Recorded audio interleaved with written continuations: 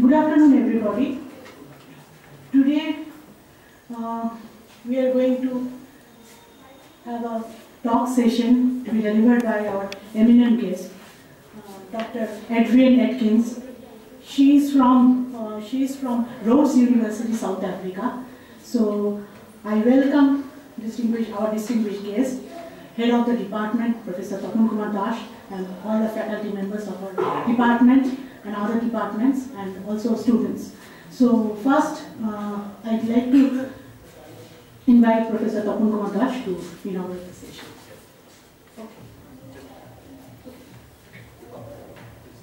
Could you please have your seat, please? And happy.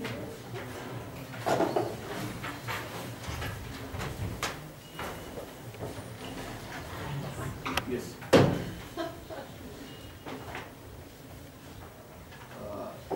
Good afternoon to everybody.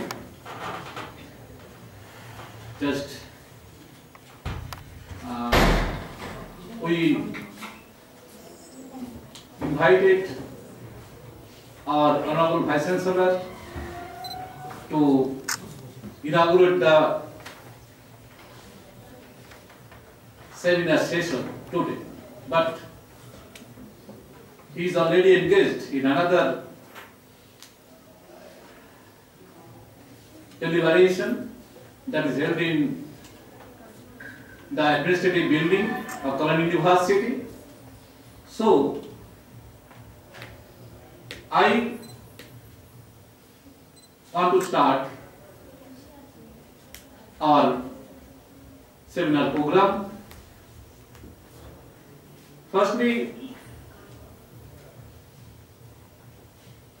it gives me great pleasure to extend our warm welcome to Dr. Adrienne Edkins,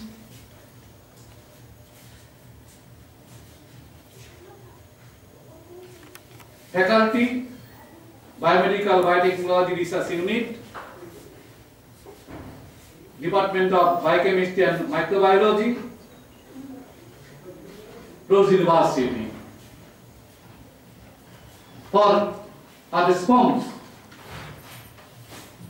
to our invitation for delivery of the talk on molecular chaperones in cancer, the role of the co-chaperone HOP. Really,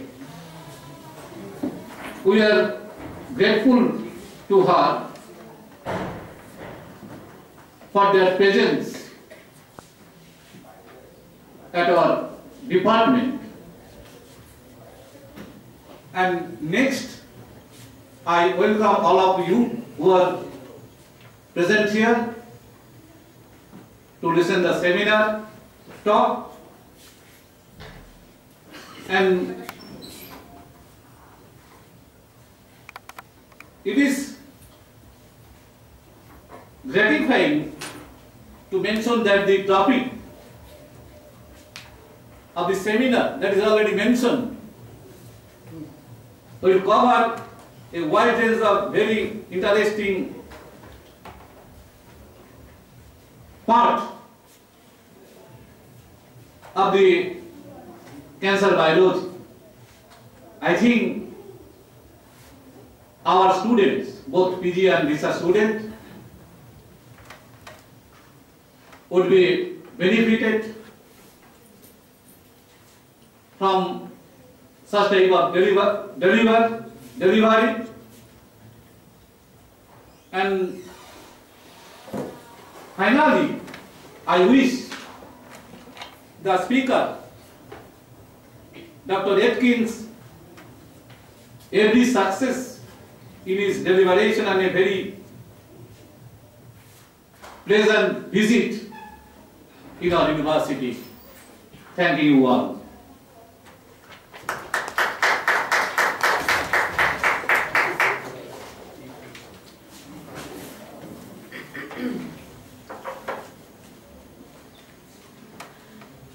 Now our guests will be felicitated by flower bouquet.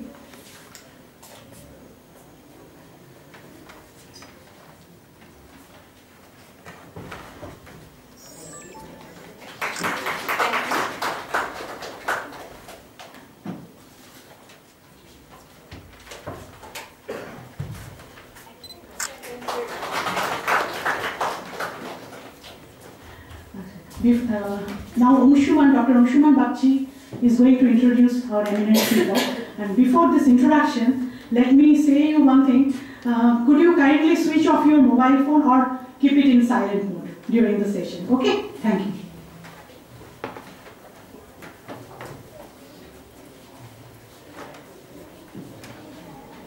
Thank you, Dr. Dasgupta. It's an honor to introduce today's guest, Dr. Adrienne Edkins.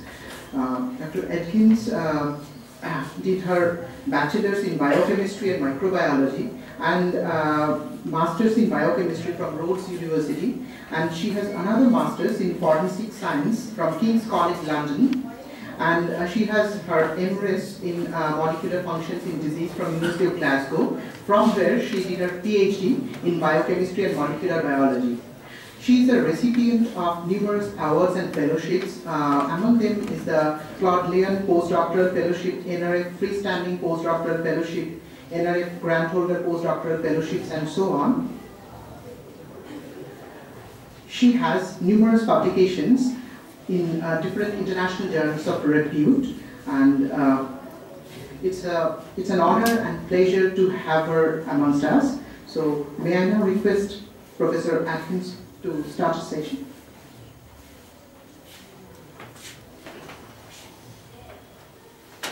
Thank you. Can you hear me? Yes. First, let me start by saying thank you very much for the kind invitation. I'm very appreciative and very happy to be here. I've had an extremely warm welcome, and I've really enjoyed meeting everybody that I've met today. I've been very impressed with what I've seen so far. And I hope that I will be able to give you an interesting talk this afternoon and show you some of the work that I'm doing. So I should perhaps start by telling you a little bit how I came to be here. I have an Indo-South African grant with Dr. Rindam Bhattacharya, who is originally from Kalyani. Says that his heart is in Kalyani, even though he is now in Calcutta. And so it's a great privilege for me to be able to visit with him to your institution. Joe, can you help me with him? So if I just show you this, sorry, can you see that? So you can see up here where Kolkata is, and I have put a notice down here where Grahamstown is, which is where we are located. And you can see that it's not such a far distance, but some distance across the ocean.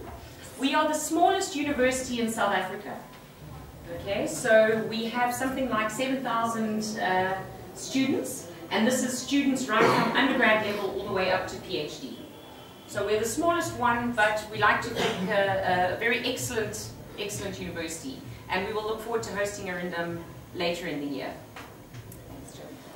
So let me then tell you a little bit before I talk specifically about our particular interest. So our group is called the Biomedical Biotechnology Research Unit.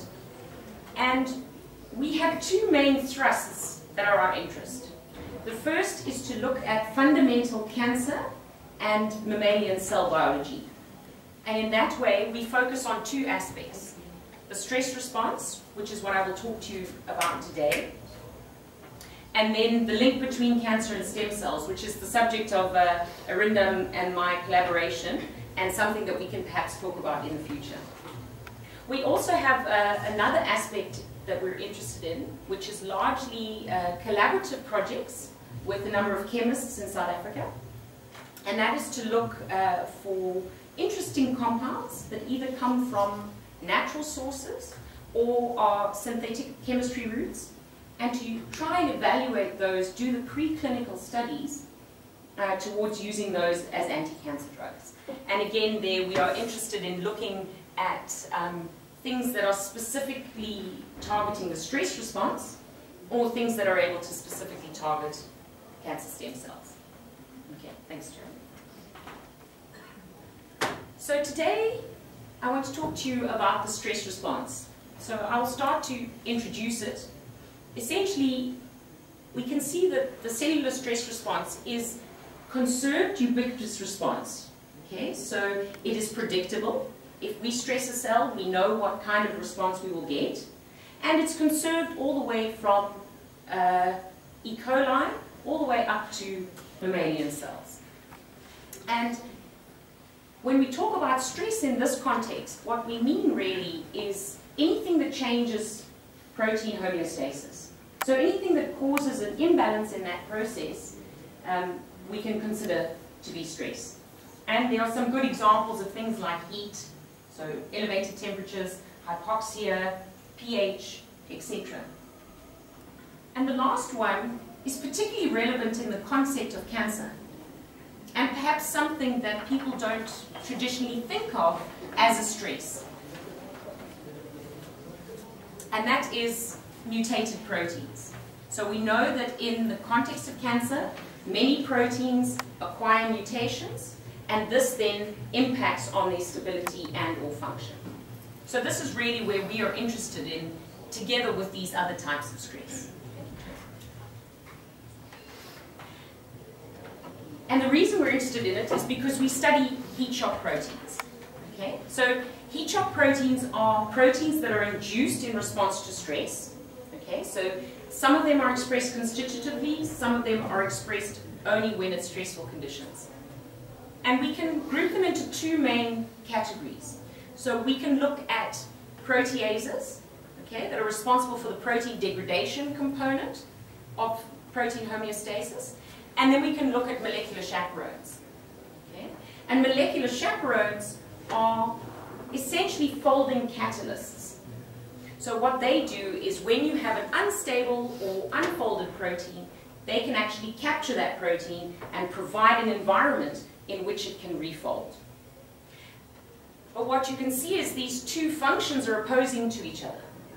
You have the proteolytic pathway that's important if proteins have degraded beyond refolding, and then you have the molecular chaperone pathway. And that molecular chaperone pathway is really where I'm most interested in the context of cancer. So I said originally that they are catalysts for protein homeostasis, okay? And they act in a multitude of different ways. So for example, they can be involved in de novo folding.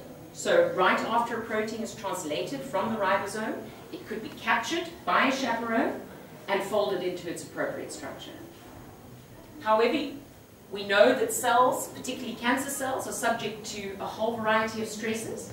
And when that stress causes changes or perturbations in the protein folding, we can then get prevention of aggregation or refolding back into the stable conformation. They also have other functions which is around conformational regulation, degradation, and protein translocation. But these tend to be slightly more specific. And in all instances, or in most instances, HSP90s are ATP-dependent proteins. So this is a very energy-intensive process that we're dealing with. My particular interest, and the one that I will focus on the talk today, is HSP90. Okay, so HSP90 is, it's quite unique amongst the chaperones because it doesn't really capture proteins when they are in an unfolded state. HSP90 is classically involved in recognizing partially folded proteins. So it captures partially folded proteins and it stabilizes them until they're required. Okay? And it does that in this cycle that I'm demonstrating to you here. So we would start over with this cycle with the early complex, where you would get an early complex of the HSP70 chaperone that would cause the introduction of this protein, okay, into the HSP90 complex. Okay? And then this complex proceeds in a manner that is dependent on ATP hydrolysis and protein-protein interactions. Okay? And that is the important bit in terms of our talk today.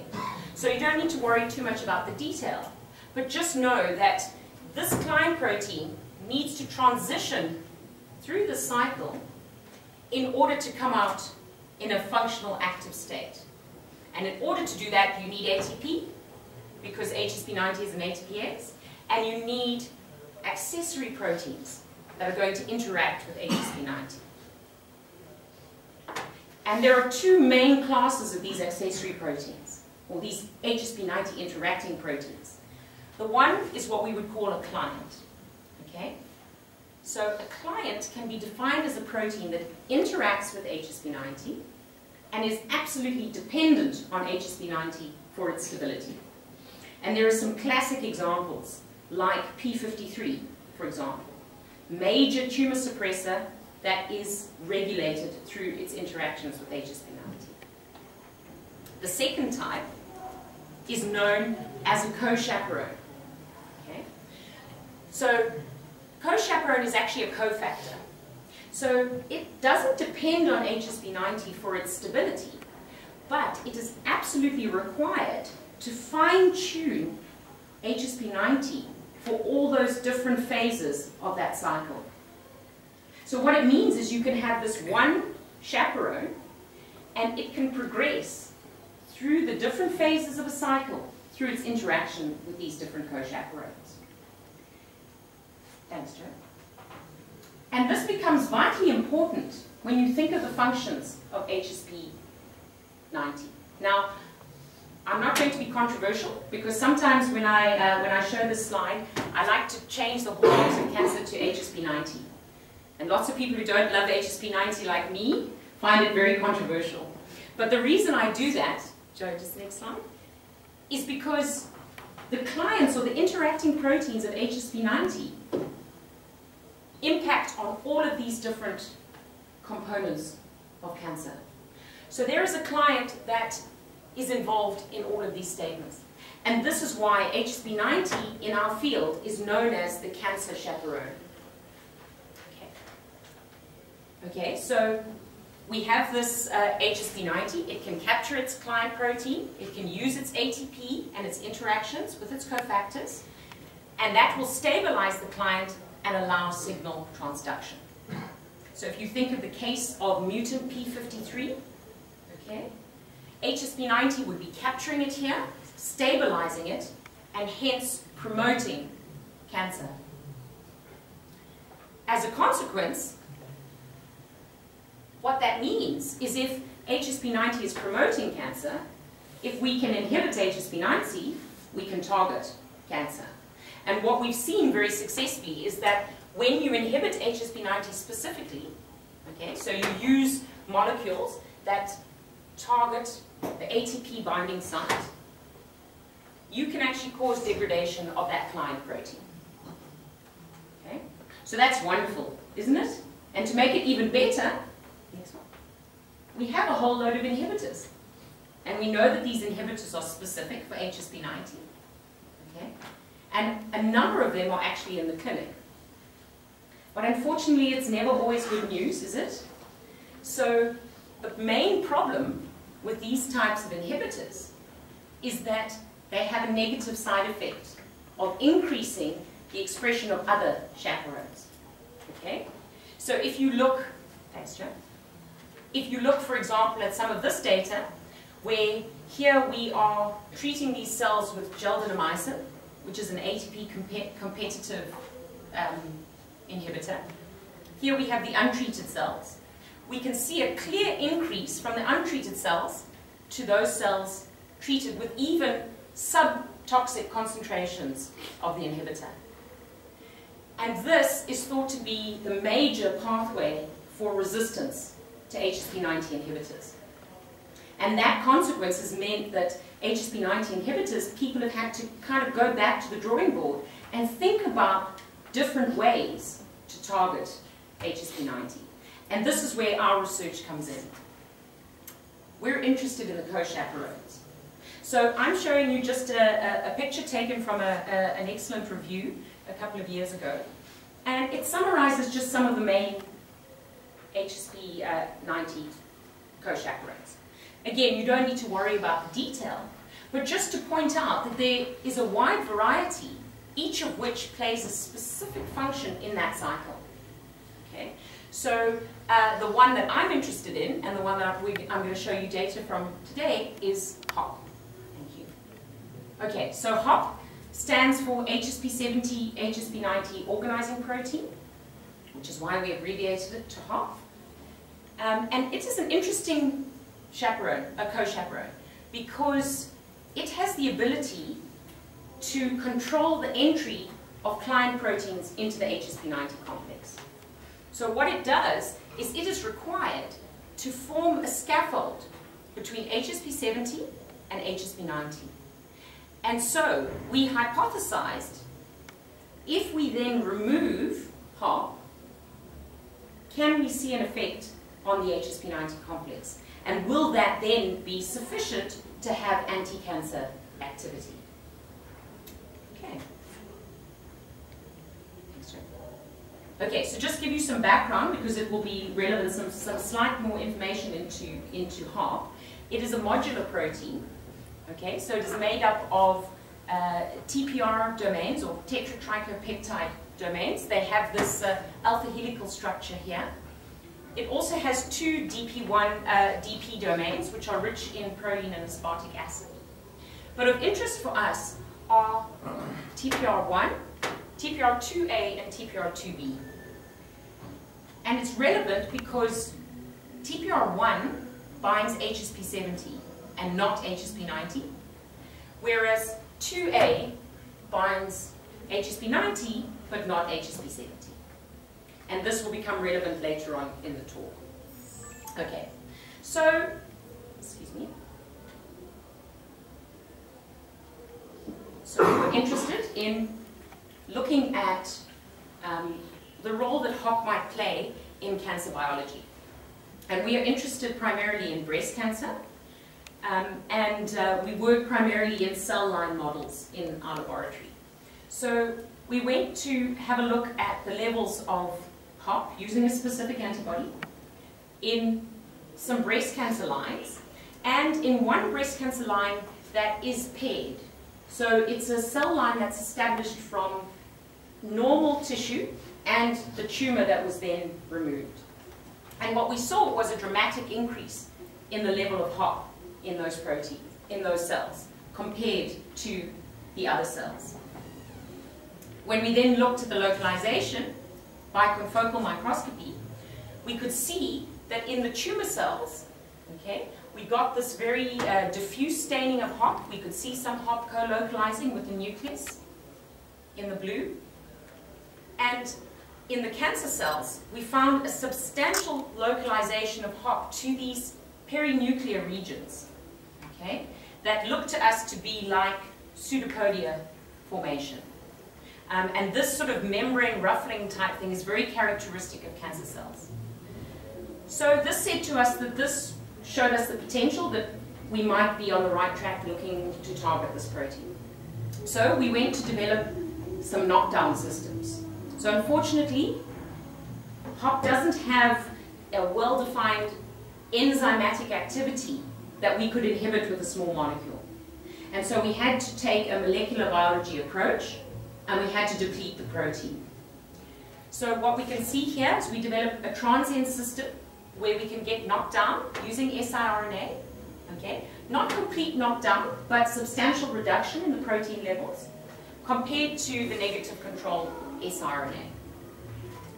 And we also developed an shRNA system, okay? So this is where we now have this shRNA being expressed from a plasmid, okay?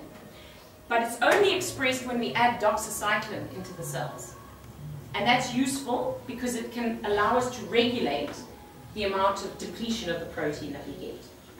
So you can see, hopefully in this picture, that when you add doxycycline, you get this red color, which gives you an indication that you have your gene in there. because it has a marker for that plasmid. And again, we see the same with the knockdown. And, sorry, thank you. And we could see that even after 24 hours of treatment with doxycycline, if we compare it, here's the negative control in these cases, and here's the hop knockdown. We can see that despite having quite high levels of protein, we were able to completely deplete those levels of hop. So essentially, we now used these two model systems to ask questions about cancer biology. Thanks. So the first thing we did was to say, well, if we remove hop from these cells, what happens? What happens to the proteins in there? And to do that, we were fortunate enough to be able to do a global proteomic study. Okay, we didn't do it, we did it with a company in Switzerland. But what they did was they took our 3 hop knockdown replicates, and we compared the global proteome, so all the proteins in the non-targeting versus the knockdown. Okay? And we were able to detect 1,061 proteins that were differentially regulated. And of those, 9 of them were substantially regulated more than 2-fold. Okay? So it's relatively low, actually, if you consider that we found 1,061. But what was even more interesting was when we then looked at the identity of those proteins. And what we found was that there was no significant change in most of the chaperones and the co-chaperones. Okay? So depleting hop significantly didn't seem to affect the levels of the other chaperones.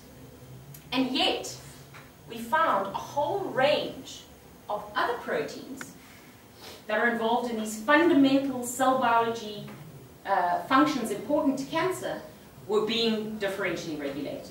Okay?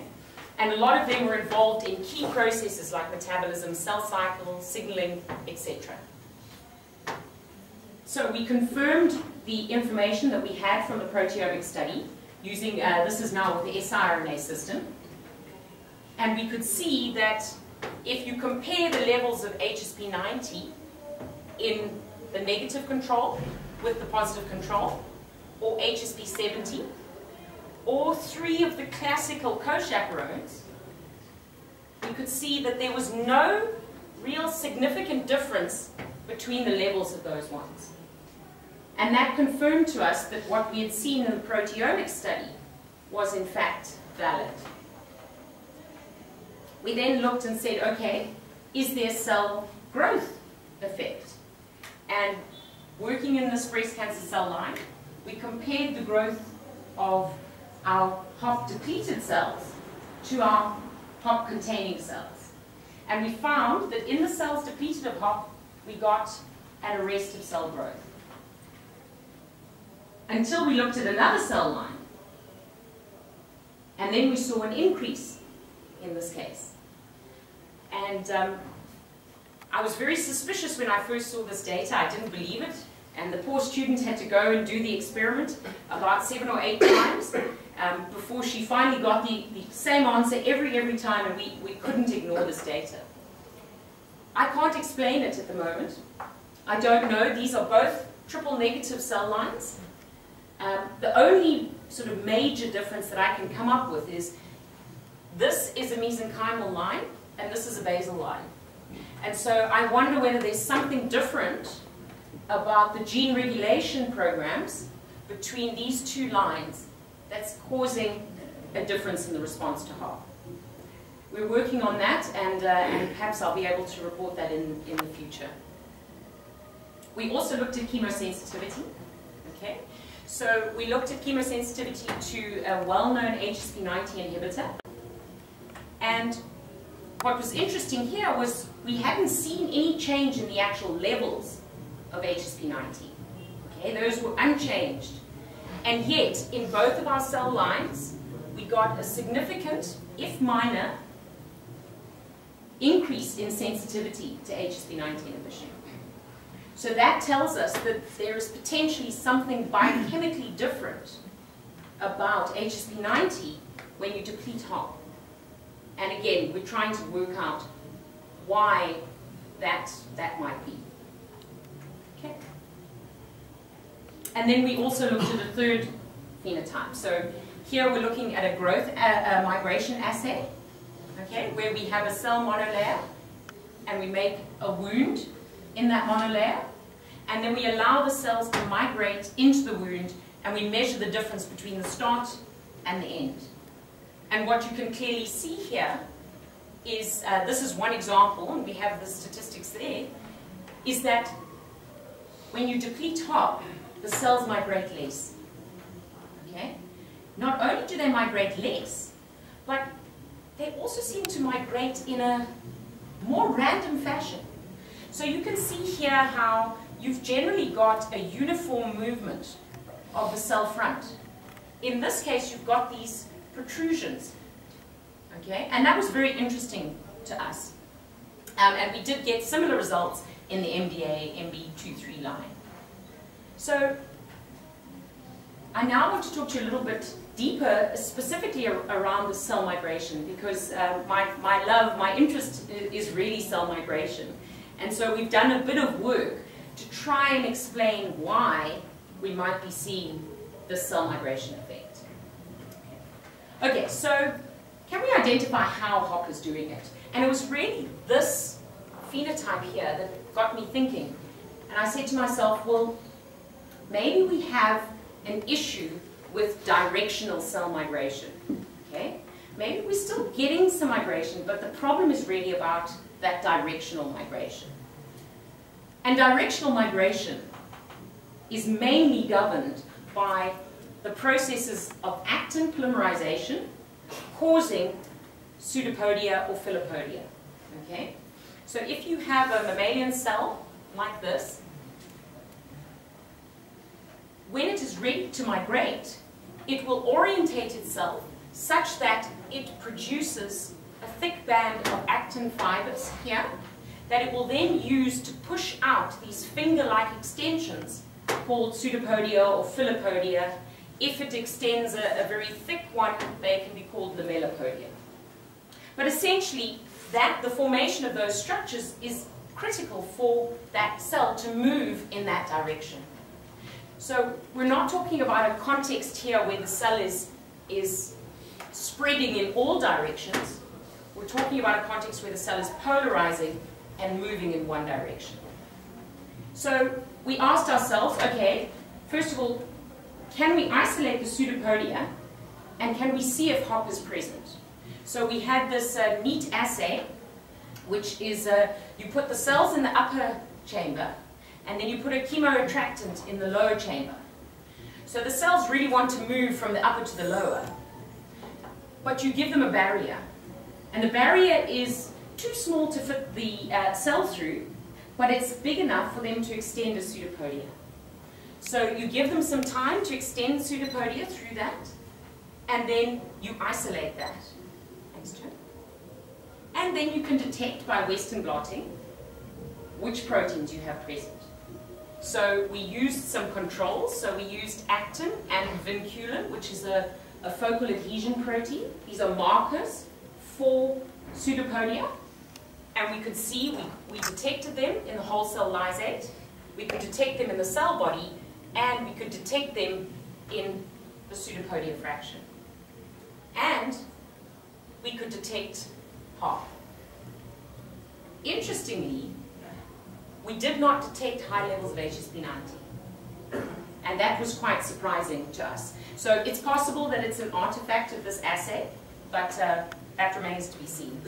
And we were fairly confident that our assay was robust because we didn't get any contamination of the cell body when we tested with histone.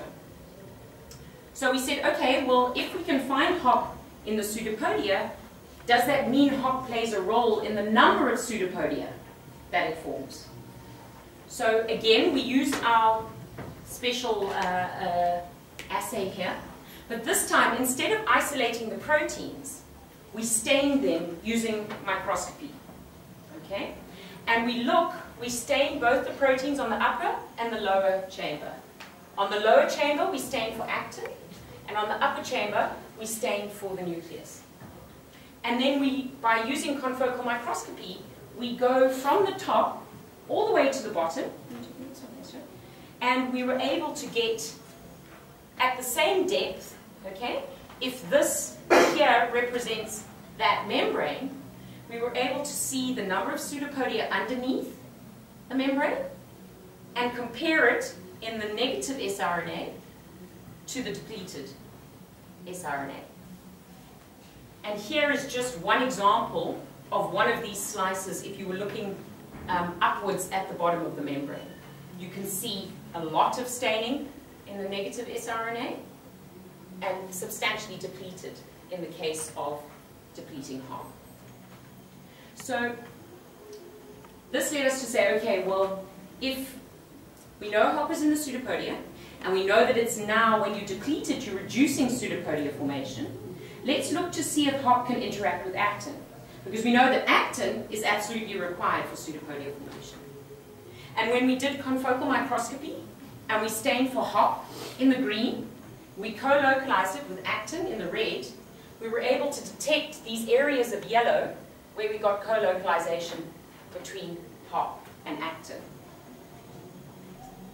And when we looked at even higher magnifications, we were able to see what we at first thought were these little dots on the slides, but they actually turn out to be the very end of long, thin cytoplasmic extensions that look like pseudopodia. And we could see hop and actin co-localizing in those structures. So that led us to say, well, can hop interact directly with actin? If they are localizing in the same place in the cell, can they actually interact? Now, actin actually exists in the cell in two different forms. You have a monomeric form, which is G-actin, and you have a polymeric form, which is F-actin. And it's this polymer that's required to actually push the membrane out when you form pseudopodia. Fortunately, you can induce this reaction in the test tube. If you get the appropriate salt concentration, you can cause actin filaments. And you can then sediment them out using ultracentrifugation. And you can ask, if you do that with hop in the mixture, you can ask whether hop is binding to F-actin. And so we did that experiment. We can see when we have actin alone, when we polymerize it, we get some F-actin in the pellet, as well as some G-actin in the supernatant. This is just unfortunately spillover from here. When we do that with hop, we see that we get some hop in the pellet, but we still retain some in the supernatant. Okay? When we then put hop together with actin, we no longer have any hop left in the supernatant. Okay? But the same was not true for a non-specific protein, which was BSA, which was equally distributed between supernatant and pellet, irrespective of whether actin was there. So what that said to us is, yes, hop and actin are interacting directly. Okay? We were very fortunate to have, through a collaboration with Professor Greg Blatch at Victoria University, 3 expression constructs for hop. Okay? One that only has the HSP70 binding site, one that only has the HSP90 binding site, and then the full-length hop. And because these are GST tagged, we also had GST as a control. So we produced these proteins, and then we asked, using surface plasmon resonance, we asked ourselves, can hop interact with these proteins? Okay? I beg your pardon, can actin interact with these proteins? And what I'm showing you here is the saturation binding curves from the SPR analysis. And you can see that we get some minor binding from GST, okay?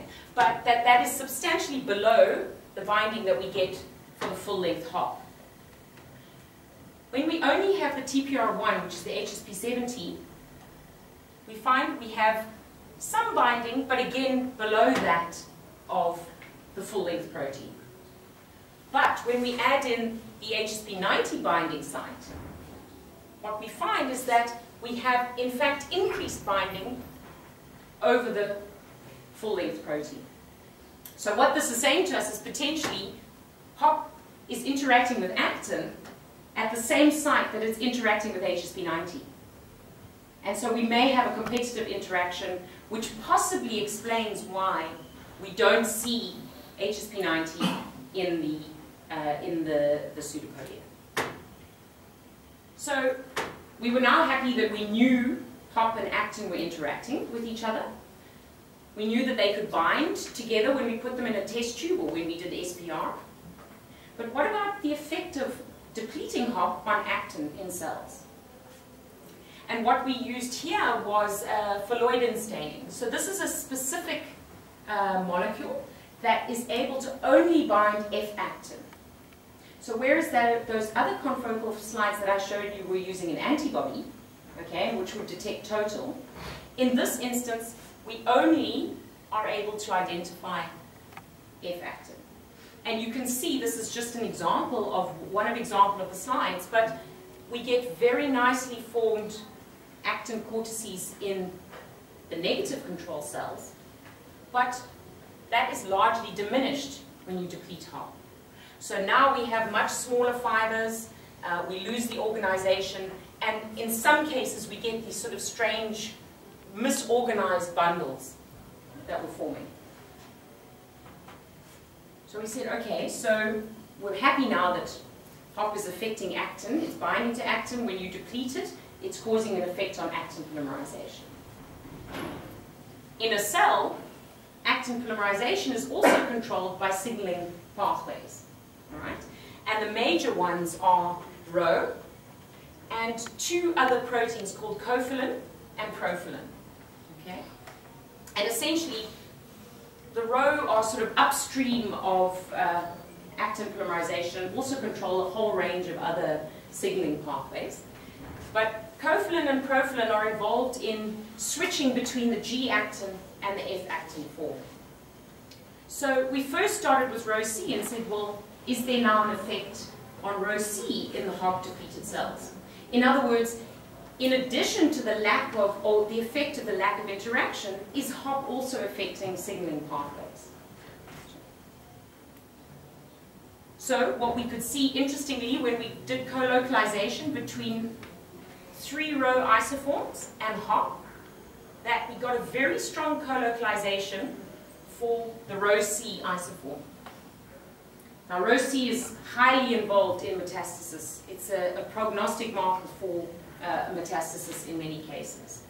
So we asked, well, what is the level then of Rho C in our HOP depleted cells? Okay, so when we looked at this, we could see that when we depleted the levels of Rho C of HOP, we got a reduction in the levels of Rho C. If we then, this is the inducible system, so we knock down HOP and then we allow HOP to return, we can see we lose Rho C and then it starts to come back. Okay, so that's total Rho C. What about active Rho C? Okay, so we get a minor reduction in total Rho C, but we get a substantial loss of active Rho C. Okay, so this is an immunoprecipitation assay where you only pull down Rho C in the active form. And you can see here in the control cells, we get Rho C coming down in this complex when we Western blot. But when we deplete HOP, we have none there. We also looked at those other proteins, Profilin and Cofilin. We looked at the total levels, and we could see that Profilin was reduced in the HOP depleted cells, but there was no effect on Cofilin. And indeed, there was actually no effect on the total levels of actin. When we did the F to G actin isolation from cells, however, we saw a slightly different story. So this is essentially repeating that ultracentrifugation assay, but doing it from actin that has been isolated from cells that have been stimulated to produce F-actin. So you will essentially cause the depletion of hop in your knockdown cells, or induce the negative control shRNA in your control cells, and then serum starve the cells, and then provide them with serum to activate actin polymerization. And you then can fractionate on the basis of ultracentrifugation the F-actin, which is a fiber and therefore is dense and will pellet, from the G-actin, which is in the supernatant. And what we can see is that we get a substantial proportion of G-actin, but we also are able to isolate F-actin from the control cells. In the hop cells, we lose our F-actin, but we retain some of our G-actin. Oh, sorry, I beg your pardon, that's hop, I beg your pardon. Here's the actin one. We have some F-actin here, but we also have some G-actin. We reduce that F-actin here, but we retain the G-actin. We can see that we get hop coming down with F-actin in the control cells, but we lose that in the knockdown cells. We can also see that the amount of cofilin bound to G-actin is unaffected, but the amount of profilin bound is reduced, which is probably due to this reduction here. Okay. And interestingly, so coming back now to HSP90, what we also find in this case is we get some HSP90 coming down with F-actin here, but in the hop-depleted cells, we lose that completely. And so we're essentially working on, from this stage, to look to try and further characterize what the role of HSP90 in that process is. So, in conclusion, I would like to say that hopefully I've demonstrated the relevance and hopefully the importance of the cell stress response to cancer biology. And we believe that our hop knockdown systems have demonstrated that hop does in fact have a role in cancer biology. We're still uncertain as to how much of that is dependent on HSP90. We're starting to believe that maybe hop might have functions that are independent of HSP90, and that its role in directly interacting with proteins such as actin and other proteins might control its cancer role independent of HSP90. And so we think hop may, in actual fact, be able to mediate oncogenic pathways alone. We believe that this substantiates that hop is a direct target for drug development. But obviously, we now need to go and do the work to see what's actually happening to the HSP90 complex in these cells, and to further then try and define the mechanisms in that context by which hop works. Okay, so in conclusion, I would just like to acknowledge the work is the work of previous postgraduate students in my laboratory.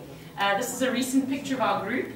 The project was funded by the NRF, and is part of the work is related to a South Africa, Switzerland grant that I have. And then also to acknowledge our funders, Rhodes University, Cancer, MRC, and the National Research Foundation of South Africa. And then to thank you very much for your attention, and I'm happy to answer any questions if anybody has any. Thank you.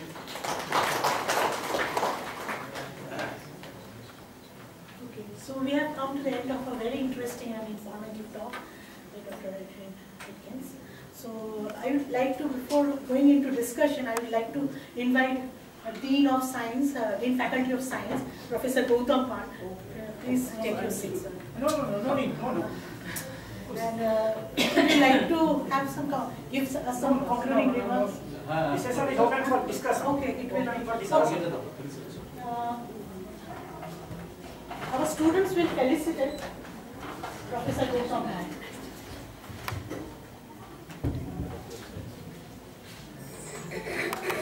The students are felicitating Professor Gautam Pant, Dean Faculty of Science.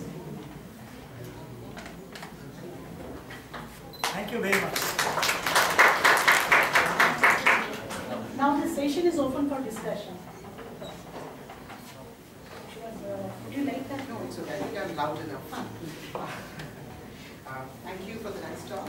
I have a couple of quick questions. Sure. The first one is, you say that hop has two binding sites for HSP70 and HSP90.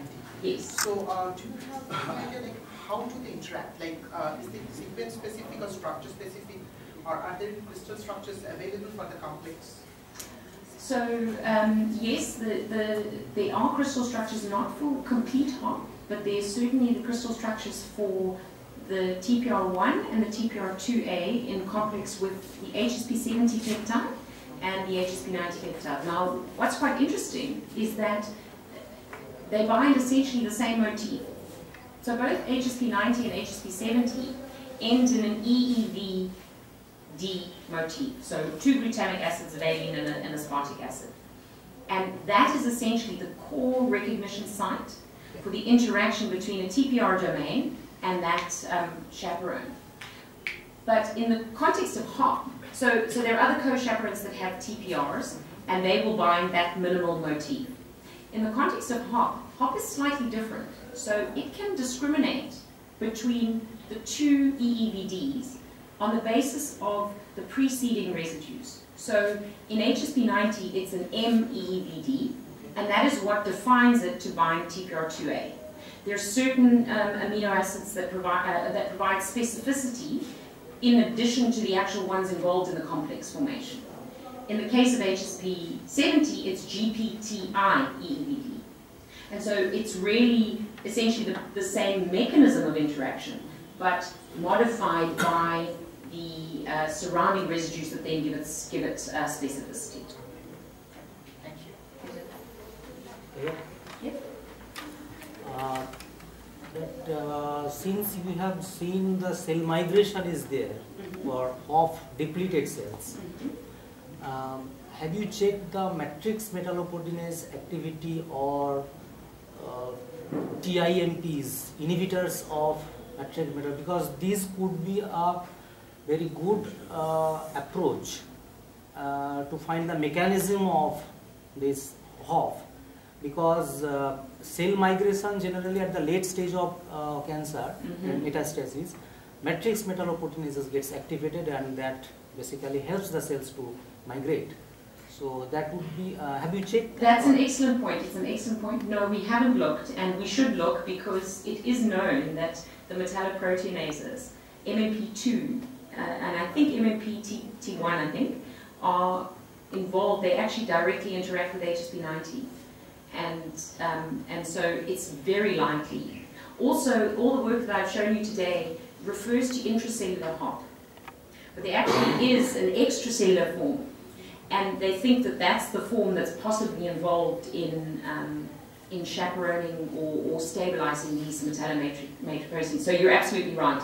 That would be an excellent one to do, and I should put a student on it as soon as I get home. Thank you. I have another question. Is that HSP90, I think it has some other role for chaperone activity in normal cells. Yes. So, would you think that targeting HSP90 would be the good approach for cancer therapy? That's $1 million question. So, you can say yes or no. So, there are some people who believe you must choose your drug target. Because those fundamental processes are governed by this. Yes, they are. So I can't comment on the actin one because obviously we've only looked in cancer. So we haven't looked in normal cells. So I don't know about that. But what's interesting about HSP90 is again this idea of it is the same protein, but it's biochemically different. So in cancer, it forms different interactions. Okay? And what they've actually found is that the fact that it is in a complex with other chaperones and client proteins and all of that makes it more sensitive to inhibition in cancer cells versus normal cells. So what you're essentially dealing with is a dose issue. So you can use a lower dose that is not going to affect the normal HSP90 but will target the cancer HSP90. So that's the one approach. Obviously, the other approach is the one that we're talking about now, to try and block specific interactions that are overrepresented in cancer cells versus normal cells. But we do need to do that work. We need to look at the effect in normal cells. But there's also, if I can just say one last thing, there's also an argument around choosing highly conserved proteins as drug targets. Because they're so conserved, because they control fundamental pathways, they're less likely to be amenable to mutation-based resistance. So, because they're so central, if you get a mutation, it's likely to be deleterious. So they're unlikely to evolve as quickly as, say, a highly specialized protein, which is what you would think of as a traditional drug target. So that's why we believe, at least for now, that it is still a viable drug target that we will follow. But the issue you raise is a very important one. It's also upregulated, so it's highly upregulated.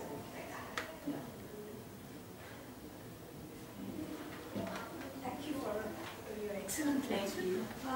Actually, I have two questions, but one he has already asked about matrix proteins.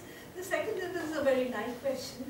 In the beginning, you talked about using novobiosin as well as gentamicin for inhibition of HSP90, and you showed that it also brings down the level of HSP 70 and 27.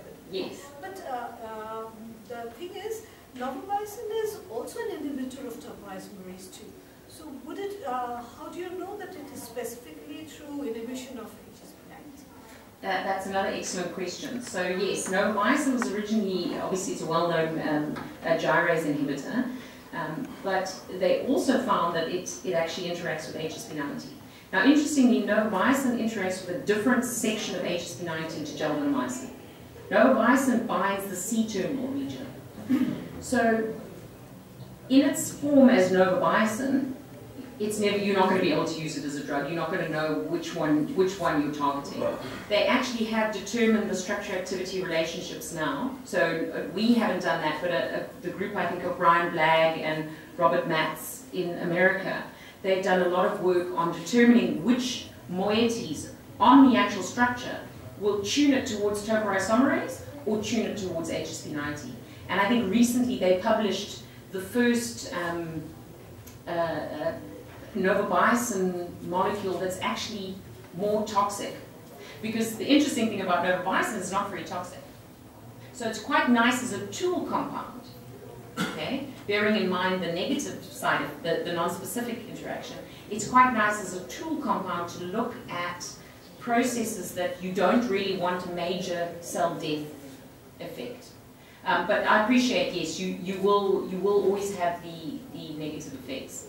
And in some of the studies where we've used novobiosin, we've actually compared the effects to known topoisomerase inhibitors in order to ensure that the response we're getting is not mimicked by that inhibitor. Thank you. Yes?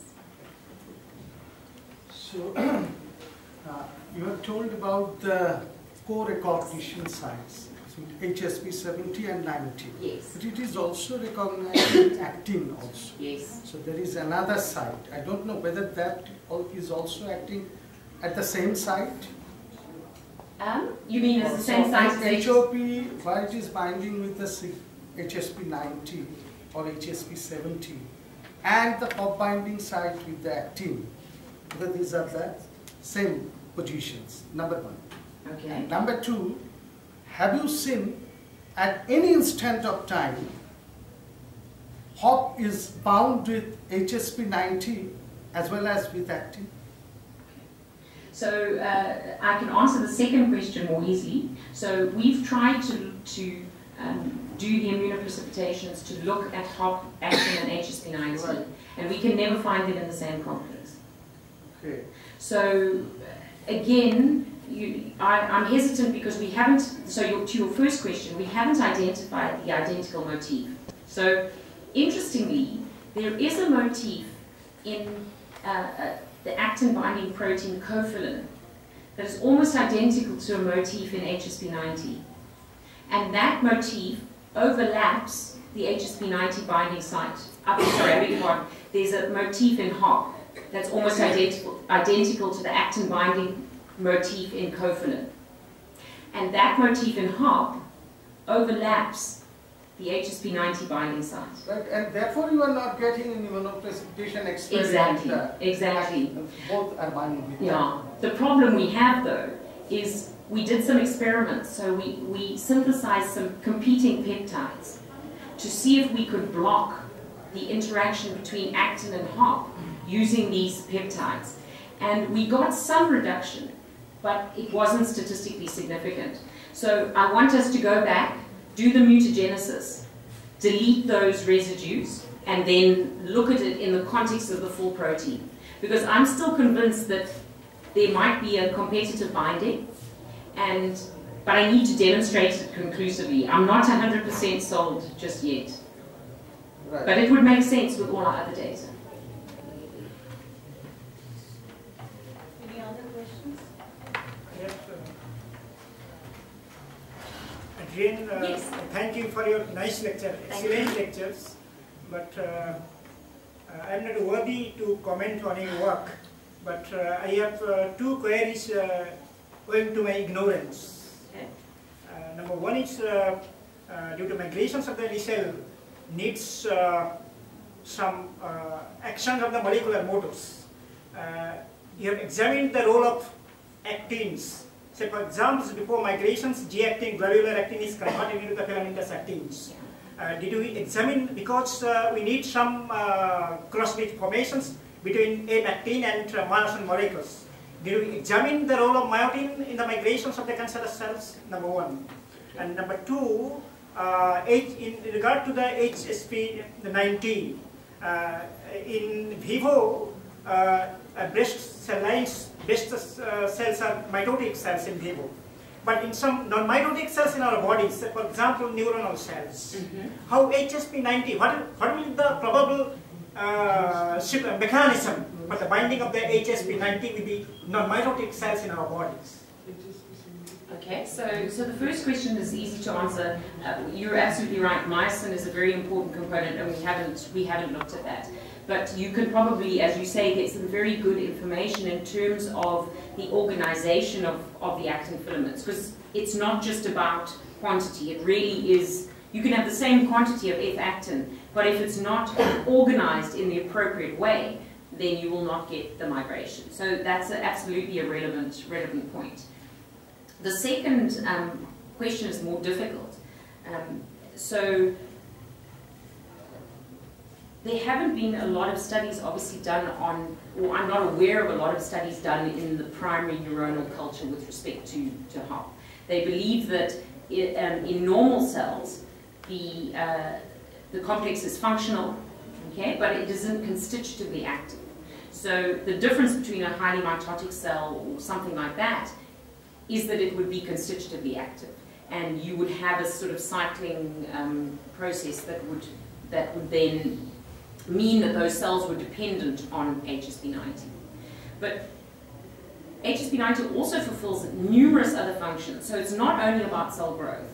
So the original Klein proteins that were identified were, for example, nuclear receptors. So it has a major role, not only in just this protein load of when you have a massive cell cycle, massive cell division, and you have to maintain that level. It's actually also got fine-tuning functions where it's holding that nuclear receptor until its ligand comes along, binds and translocates to the nucleus and activates transcription.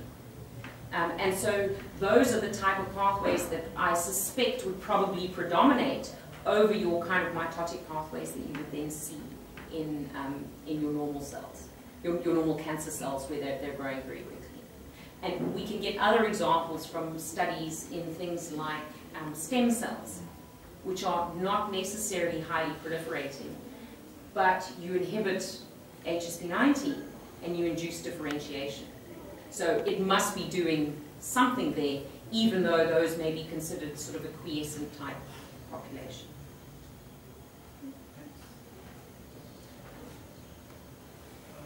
Is there any difference in post-translational modification in HSP90 in normal cell versus a tumor cell, a cancerous one? Yes, absolutely, absolutely. So that's another really important aspect of what they think is related to sensitivity towards inhibitors and client protein interactions. So what they found is that HSP90 is extremely highly post-translationally modified. So it is acetylated, it's sumoylated, it's methylated, it's it becomes phosphorylated. And the group of Lenin-Neckers has done a lot of work now showing that differential post-translational modifications is what sort of provides the specificity to a degree. So if you've got HSP90 and it has 300 clients, then there must be a regulation system that says this client will bind in preference of this client. And it's not necessarily affinity, it's not necessarily affinity interactions.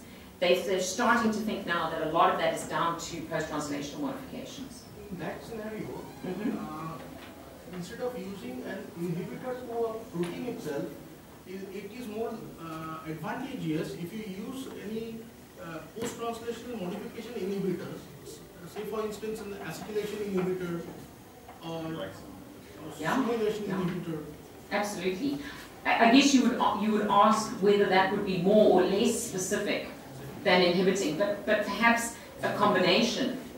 Where the approach that you're talking about has shown some potential is, so I'm talking about generally about HSP90 here, but there are different isoforms.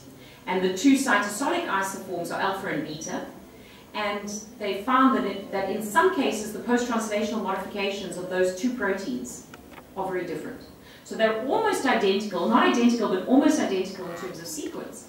But in some cases they lack certain residues to become phosphorylated. And they're again thinking that could, so then having a phosphorylation inhibitor together with an HSP90 inhibitor might target a specific isoform and a specific set of clients, but perhaps leave the more general ones for routine constitutive functions. But they just haven't done enough of the work now. That's really quite a hot topic at the moment. I have a second question. Sure. It's regarding the proteomics aspect that you talked. Yes. Since this is a cytosolic protein and you did proteomics with cell extract, Yes. and you also mentioned the protein, it leaches out of the cell. So did you check the exoproteome of the two cell types? No, we haven't done that. Unfortunately, that protein study was very expensive, and so we were limited to the number of samples that we could do. I would have loved to also have done different time points, look at early and late, and like you say, try to get the membrane proteome or things like that. But at the point we just had to go for what we thought would give us the majority of the data and therefore allow us to start to get a handle on the mechanisms. But that's an excellent point, absolutely excellent point. Is there any change in the morphology of the cells as such when one looks under a microscope? When you deplete hot? Yeah. Nothing that's obvious with just a light microscope when you're growing them on tissue culture plastic. Thank you for a nice lecture. Joe, can you please help me? I want a slide back. I just want to learn the thing. You have used experiment where those projections, cell projections, oh, yes. sprout and then you Yeah. lies out. Yeah. How exactly you do that? Okay. Are you those familiar? projections- Sorry? You chop up the sprouted projections of the cell. Yes. So. Yeah. Something like this. Yeah. Okay. So this guy. So essentially. Sorry. Let me get this one. Okay. So this one here. Can you hear me? You can hear me. Okay, yeah. So this one here is the normal, say, 24 well plate dish. Okay. This one here. And then what you have over here is a little insect. So it's just like a little chamber that comes in there, and this is a semi-permeable membrane. So it would be like a polycarbonate membrane or something like that, with a micron pore size that's too small for the cell to fit through. That's fine. How do you lyse that part? Oh, okay. Well, this you can actually remove. Okay. So you'll seed your cells in the top here. Okay, you put serum or whatever at the bottom, or you coat your bottom part of your membrane with a matrix like fibronectin or something like that. put the chemoattractant. So how do you know that those, lysing agent is not going through that membrane and is chopping off? This is what the importance of this is. So what we make sure is that you don't lyse them on the membrane. You actually scrape the membrane to collect the cells, and then you lyse them underneath. Okay. And what you actually do first is you scrape the top. Okay, So you scrape the top to remove it, and then you lyse the bottom. Thank you. No problem. I think we'd like to now invite Mr. Gautam Party, Faculty of Science, to present a memento on our behalf to our distinguished guest.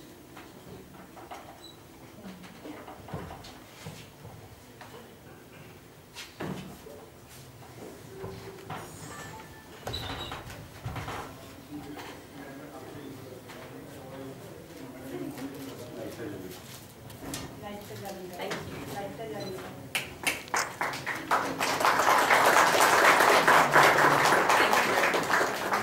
Thank you very much. I'm very grateful. I really appreciate it. Thank you. Sir, would you like to give us some concluding?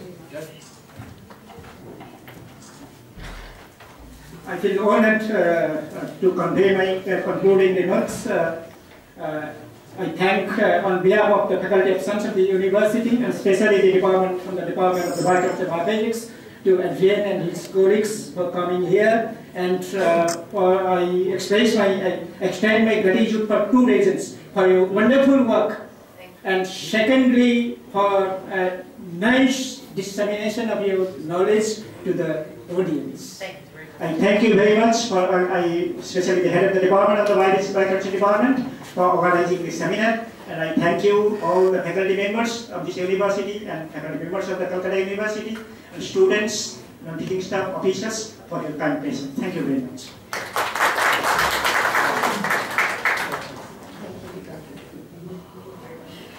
I would now like to invite Dr. Anshuman Bakshi to give the vote of thanks.